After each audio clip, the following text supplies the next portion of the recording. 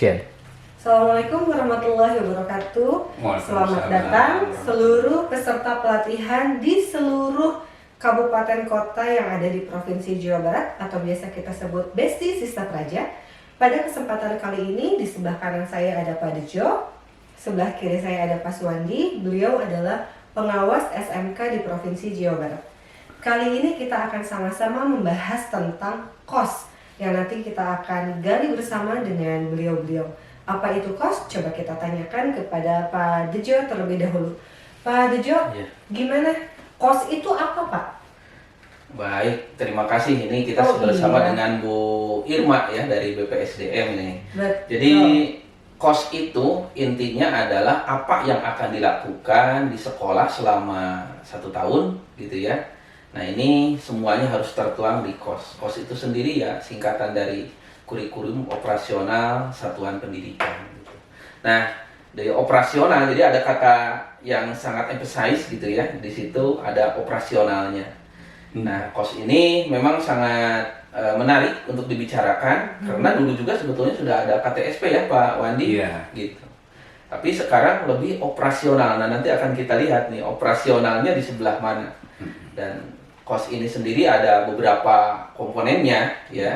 Dari mulai karakteristik gitu ya, kemudian ada visi misi gitu satuan pendidikan. Nah kalau dulu kan visi misinya ada di tiap kompetensi keahlian gitu. Kemudian begitu ya Pak ya. Tapi yang paling penting nih Pak, pertanyaan yang pertama adalah mengapa satuan pendidikan wajib memiliki KOS Pak? Iya. Ya kalau satuan pendidikan tidak memiliki perencanaan, panduan untuk menyelenggarakan kegiatan, proses pembelajaran dan kegiatan lain, itu tentu akan sangat sporadis dan tidak memiliki panduan ya, seperti tidak memiliki arah ya kemana-mana nggak jelas. Mungkin seperti semacam KAK mungkin ya Pak ya. Nah persis kalau dalam kegiatan kerja seperti ya, dalam kegiatan. Boleh. Yang kedua Pak, boleh nanti dibantu Pak Suwandi. Sebetulnya apa saja komponen KOS dan yang paling penting juga Pak, bagaimana proses menyusunnya Pak? Silahkan Pak. Iya, jadi KOS ini tadi sebagai kurikulum operasional, saya kira ini harus menuju kepada 3 tahapan.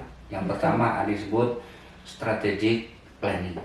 Jadi bagaimana melakukan sebuah perencanaan yang baik yang berdasarkan sebuah analisis lingkungan internal dan eksternal. Nah ini jadi membuat KOS itu tidak yang selama ini kebanyakan kan dibuat kurikulum gitu. Atau template harus didiskusikan secara bersama dengan kepala sekolah, dengan guru dan berbagai komite sekolah dan lembaga pendidikan. Jadi strategic planning ini untuk melakukan analisis internal dan eksternal tentang kebutuhan apa yang ingin dicapai, yang harus dicapai, ya.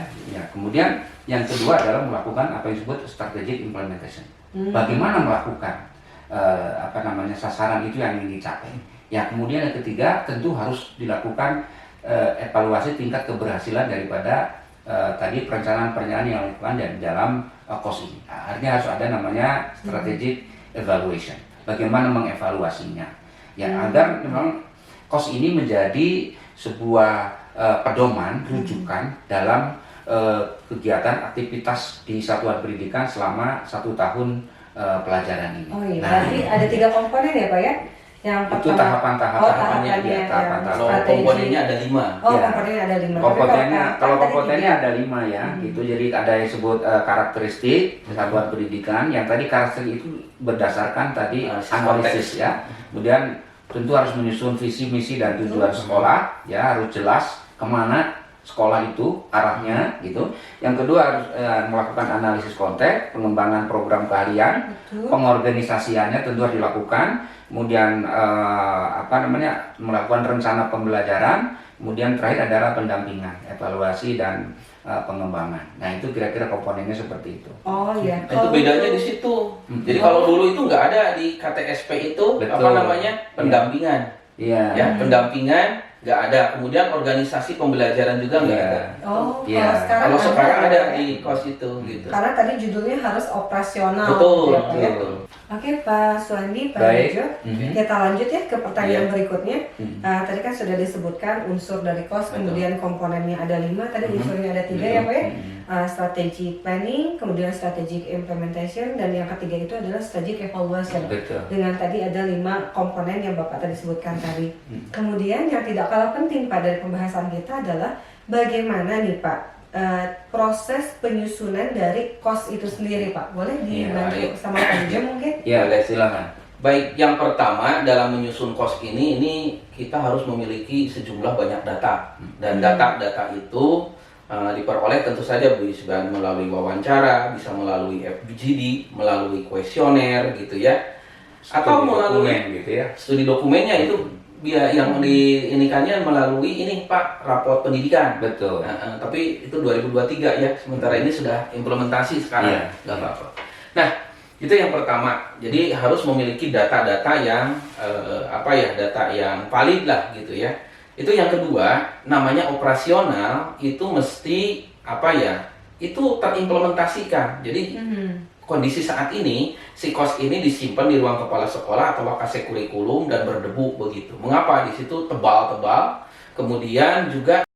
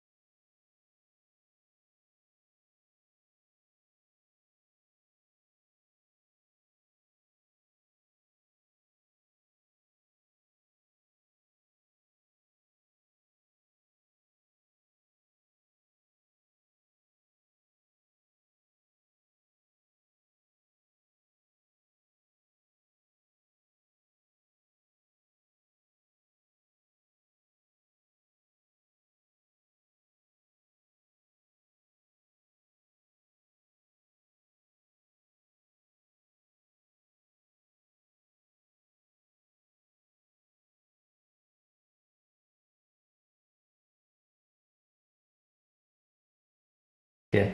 Pak Dejo, Pak Suwandi, kita lanjut ke pertanyaan berikutnya ya. Tapi untuk seluruh Bapak Ibu peserta pelatihan, jangan lupa siapkan pulpen, pensil, atau apapun itu dan catatan Anda untuk mengikuti penjelasan lebih lanjut mengenai komponen dari KOS.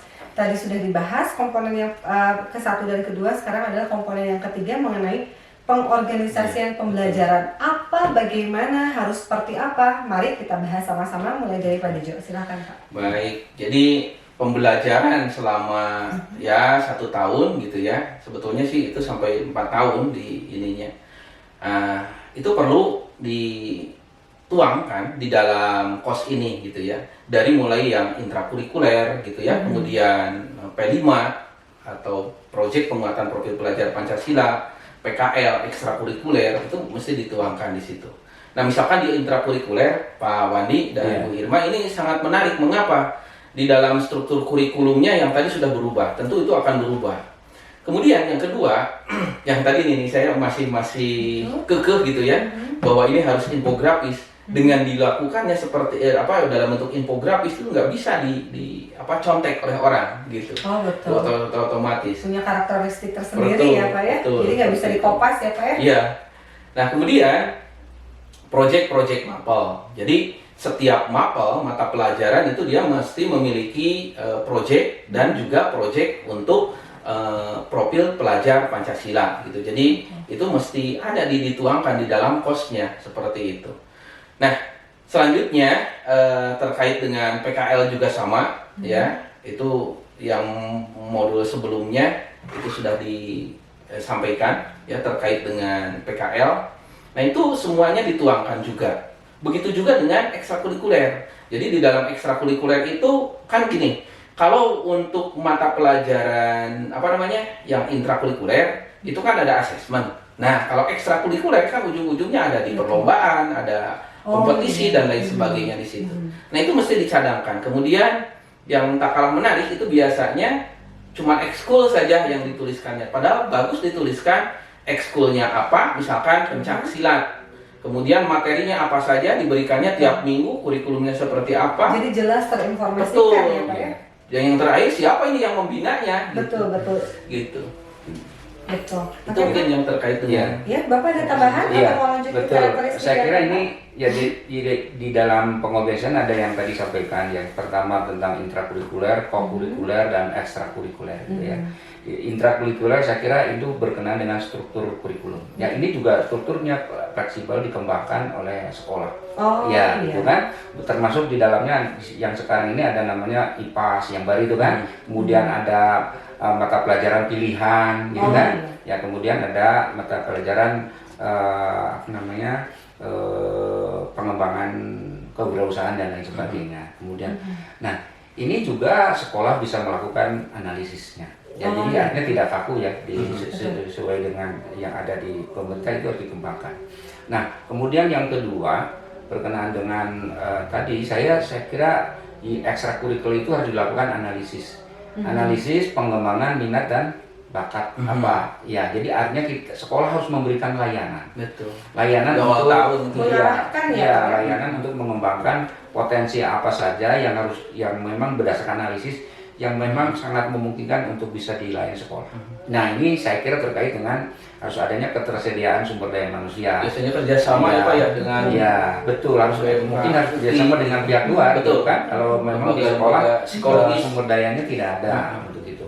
Nah kemudian yang terakhir itu ada yang disebut dengan pengembangan pengorganisasian itu P5 ya, proyek profil pelajar, penguatan proyek profil pelajar Pancasila. Ini juga sekali lagi bahwa itu ada di dalam ranah pengorganisasian pembelajaran. Ini sebetulnya saat ini belum dijadikan mata pelajaran Pak ya, tapi ini proyek itu bukan mata pelajaran, tapi ini sebuah aktivitas yang lintas mata pelajaran. Sekali lagi yang sudah diterangkan di modul sebelumnya, bagaimana mengkolaborasikan mata-mata pelajaran dalam sebuah proyek dalam rangka melakukan penguatan terhadap karakter ya, membangun karakter kerja, membangun budaya kerja. Betul. Nah artinya di situ bagaimana kita membangun sebuah budaya mutu.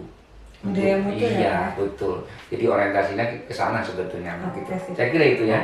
Terima kasih Pak. Action. Oke, Pak Suwandi, Pak Dejo, lanjut Ya. ke pembahasan komponen yang keempat sekarang ya, Iya. yaitu rencana pembelajaran. Rencana Mohon dijelaskan pembelajaran. kembali nih Pak, rencana pembelajaran itu seperti apa dan bagaimana? Silahkan Pak Suwandi dulu, Pak Dejo dulu. Ya, saya mengawali Bara. Jadi rencana pembelajaran ini saya kira bagian terpenting bagi Bapak dan Ibu guru ya, bagaimana melakukan pembelajaran yang bermakna, yang kontekstual, yang memberikan dan menyenangkan gitu ya. Rencana pembelajaran ini terintegrasi di dalam modul gitu. Jadi tidak lagi Bapak Ibu guru terpisah membuat rencana pembelajaran. Kenapa harus menjadi modul dan rencana pembelajaran harus menjadi satu kesatuan gitu ya.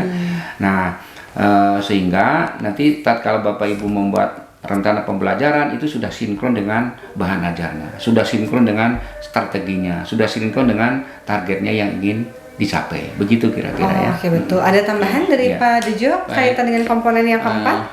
Jadi di dalam rencana pembelajaran memang kalau dulu ya memang idealnya itu ada buku 1, ada buku 2. Nah, buku satunya adalah struktur kurikulum dan buku 2-nya adalah silabus dan RPP gitu. Nah, kalau sekarang itu ada di situ semua. Nah, memang di dalam aturannya itu di sampel saja begitu, disimpan di dalam lampiran. Tetapi kalaupun semua itu akan sangat bagus sekali, tetapi yang dikirimkannya di situnya dinyatakannya dalam bentuk link. Dan RPP para guru pun bagus disimpannya dalam bentuk soft file, bukan soft file ya, di dalam cloud lah gitu. Sehingga tetapi di situ dinyatakan semuanya di dalam cost-nya gitu, tidak hanya sampel saja gitu. Nah, ada 3 di dalam modul gitu ya, modul-modul yang dibuat guru itu. Kalau dulu dokumen 2-nya dari mulai informasi umum, informasi komponen inti gitu dan lampiran begitu. Nah, sangat baik juga ketika guru memang dalam menyusun modul ini sudah dalam bentuk infografis juga sama gitu atau videografis gitu. Tapi kalau dalam tempo haji itu ya kurikulum modul yang dibuat dalam bentuk tertulis itu paling disimpan di kolong meja. Udah gitu guru ngajar kemana mengikuti buku, bukan mengikuti modulnya gitu. Nah, tapi sangat bagus kalau si modul itu ada di HP. Dan guru masuk ke kelas itu tanpa apa-apa tapi siap dengan apa-apa. Mungkin itu yang menarik nih dari modul yang sekarang. Jadi lebih operasional juga kan semangatnya gitu. Oke, betul. Itu mungkin. Baik Pak, kita langsung ke komponen yang kelima ya Pak ya? Saya Atau ada tambahkan tambahan dulu Oh, berkenaan boleh. dengan Silakan. modul. Wah, kalau begitu Bapak Ibu guru berat nih harus buat modul. Jangan khawatir. Modul itu sudah banyak. Ya, ada contoh-contoh modul yang semua mata pelajaran sudah ada. Bapak Ibu saya kira tinggal ya boleh menggunakan ATM ya, bukan Iya. ATM. Amati, tiru dan modifikasi. Modifikasi. Ini penting. Jadi modul-modul yang di-upload di rumah belajar itu sudah ada banyak ya. Banyak. Rumah belajar yang dari Kemendikbud silahkan saja dipakai, tapi tentu harus disesuaikan dengan Kondisi kondisi sekolah kelas, masing-masing gitu ya. Jadi Bapak Ibu jangan berpikir bahwa waduh kalau begitu lebih berat membuat modul. Nah, saya kira ini langkah awal yang Bapak Ibu bisa tempuh adalah mendownload modul yang ada di rumah belajar, kemudian dilakukan modifikasi gitu ya. Betul. Nah, kemudian langkah berikutnya nanti Bapak Ibu bisa membuat modul tersendiri ya, nanti secara bertahap disesuaikan dengan taraf kebutuhan, dan saya kira ini harus melibatkan nanti menggunakan teknologi ya. Artinya Betul. tidak selalu konvensional gitu ya, pengembangan modulnya bisa menggunakan platform digital gitu ya. Nah, karena yang kekinian ini harus juga mewarnai di dalam baik dalam perencanaan maupun dalam pelaksanaan pembelajaran begitu ya. Betul. Iya. Sebagai tuntutan zaman lah ya Iya, Pak ya. setuju begitu Oke, lah. Pak Suwandi, Pak Dejo, kita masuk ke komponen dari KOS itu sendiri yang kelima ya, yaitu pendampingan, evaluasi dan pengembangan profesional. Iya. Silakan, siapa dulu yang akan Baik, menjelaskan? silakan. Terima Oke, kasih. Pak Dejo. Iya. Jadi ini ada sesuatu yang baru nih di dalam pendampingan ini. Kalau dulu kan nggak ada ya pendampingan. Jadi pendampingan itu bisa dalam bentuk supervisi atau coaching, Iya. gitu. Antara kan sekarang banyak guru penggerak nih, gitu ya. Nah, jadi dilakukanlah pendampingan itu. Jadi bisa dalam bentuk supervisi, dan ingat supervisi itu